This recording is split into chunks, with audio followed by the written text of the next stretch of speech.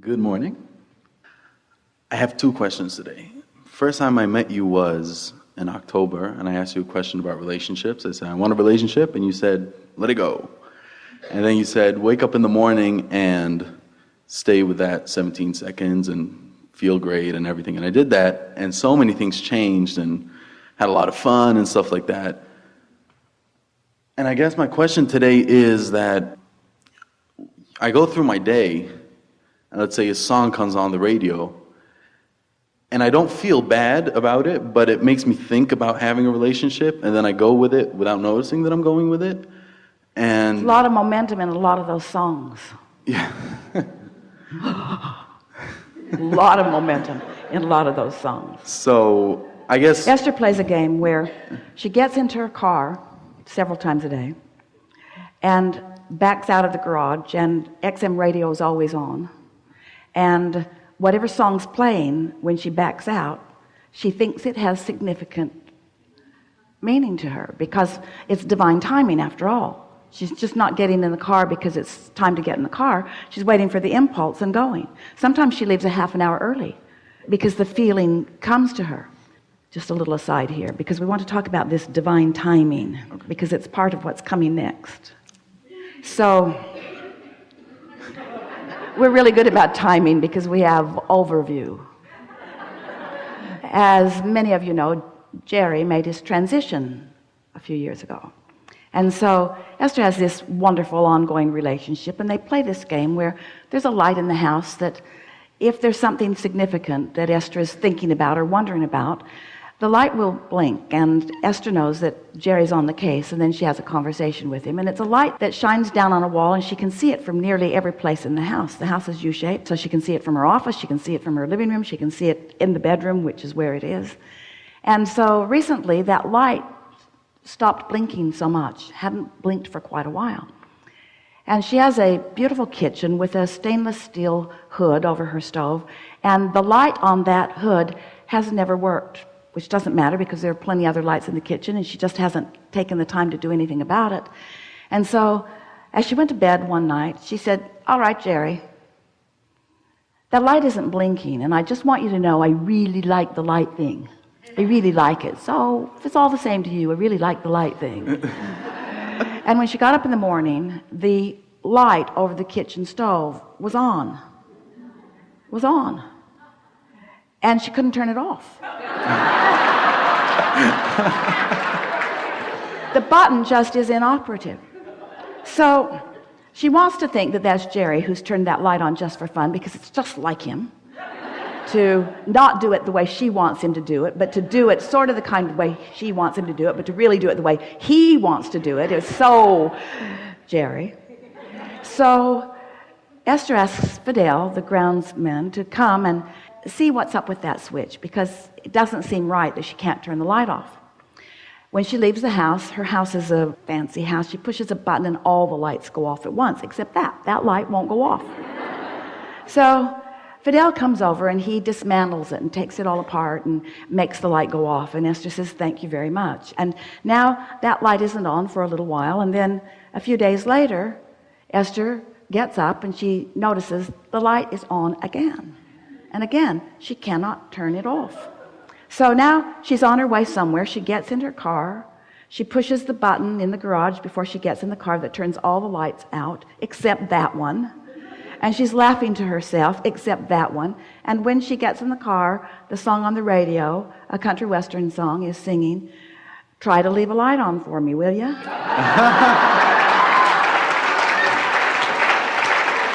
Those are the words.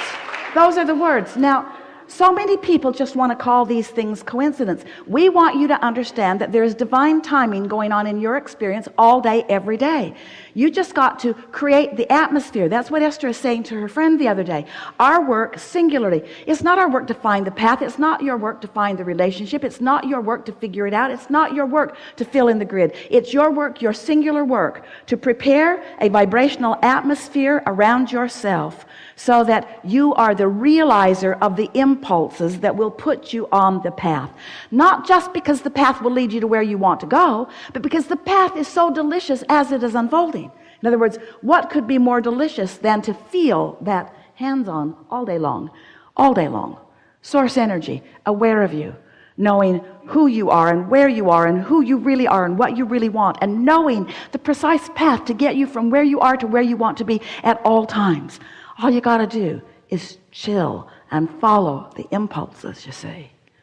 And those messages come to you in endless ways through songs.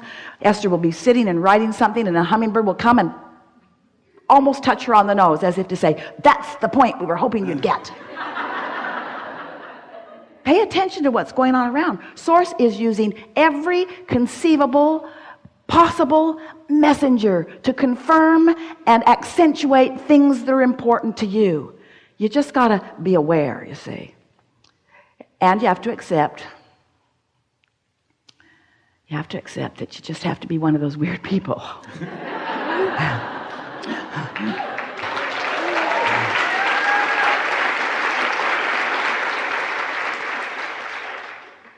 So just follow the signs? Follow the signs, yes. But just before that, prepare yourself to be aware of the signs. That really is the work. You can't be mad and follow the sign to where we want to be. It's that unconditional thing. It doesn't matter how long it takes, you know it's coming. Just find some feeling. Try to find some touchstone, like Esther did with the video. Something that you remember, some moment in time, some moment when you felt unconditional.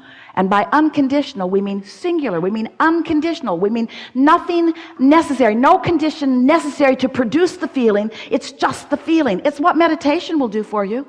Meditation puts you in a place of unconditional love. If you can get your mind clear, that's what happens. You just get into that vibration where there's no condition that is contradicting your vibration, and then you're in that place of unconditional love. But you got to play with it just a little bit, and don't get freaky about it, and don't worry about it. Just try it a little bit and watch the results, and try it a little bit and watch the results, until before very long you will begin feeling yourself in this divine timing.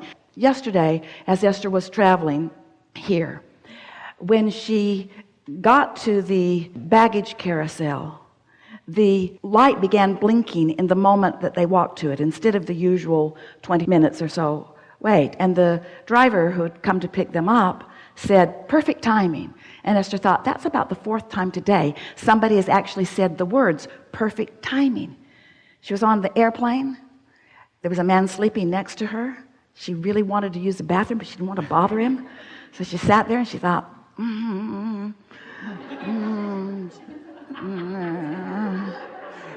then he woke up after her second loud sneeze.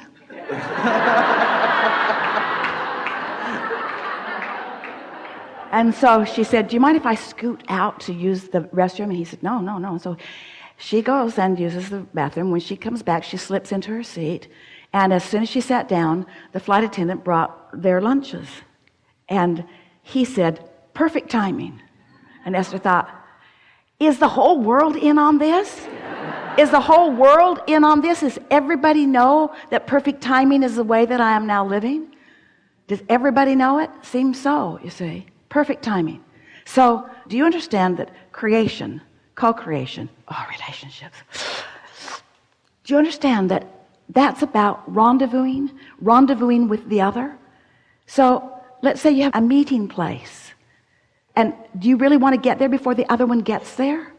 And to get there and they're not there, and you're walking around starting to feel impatient. That's not divine timing. That's off. So you don't want to get there before they're there. You want to get there to meet them, don't you? And don't you trust that the source within you knows who you are and what you want and who they are and what they want? If you can just accept that it's for sure, it's for sure, it's for sure. It's not if, it's really not so much even about when. It's for sure, it's for sure, it's for sure, it's for sure. You just got to chill and know that. And when you rendezvous, you'll know it. You'll know it. You can't miss it. You'll know it. That was my question, actually. You'll know it. You'll know it. And the best part is, not only will you know it, they'll know it. Okay. You see?